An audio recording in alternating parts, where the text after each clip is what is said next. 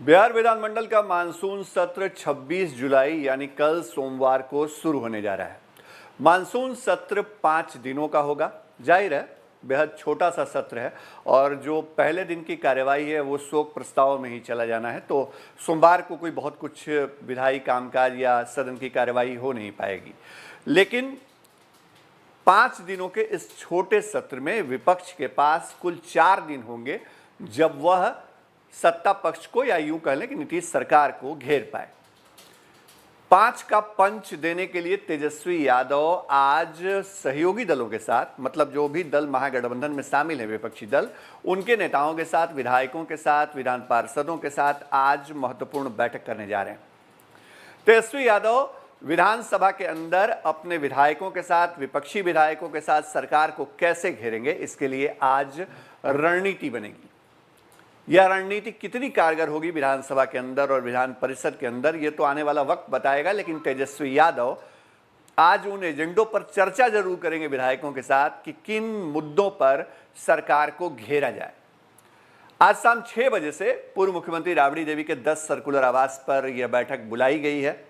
बैठक में तेजस्वी यादव के अलावे कांग्रेस के नेता, मार्क्सवादी कम्युनिस्ट पार्टी के नेता, भाकपा माले के नेता, तमाम वो सहयोगी दल जो अभी महागठबंधन में शामिल हैं, उनके विधायक शामिल होंगे, उनके नेता शामिल होंगे।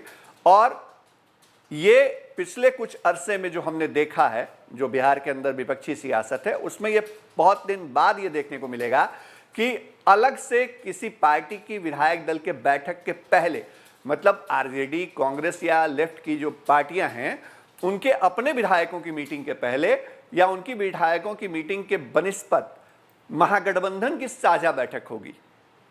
अब इसका मकसद क्या है, इस बात को समझिए।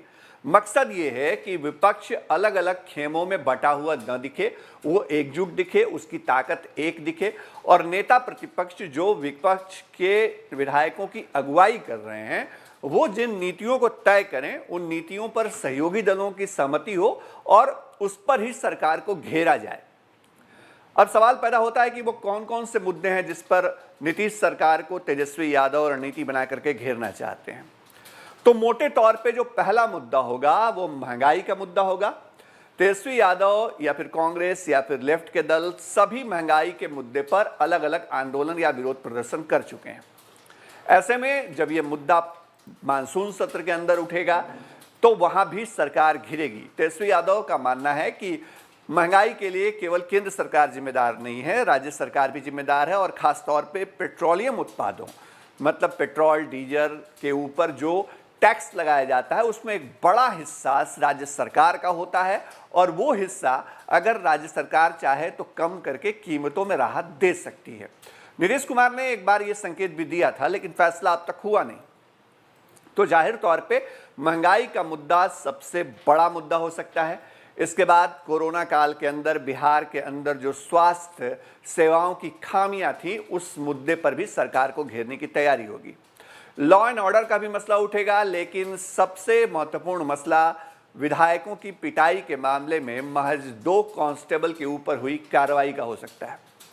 तेजस्वी यादव और उनके सहयोगी दल इस बात को उठा सकते हैं कि आखिर जिन दर्जनों विधायकों को पिछले बजट सत्र के दौरान विधानसभा के अंदर और परिसर में पीटा गया पुलिसकर्मियों के द्वारा, प्रशासनिक अधिकारियों के द्वारा, उस मामले में केवल 2 कांस्टेबल के ऊपर ही गाज क्यों गिरी?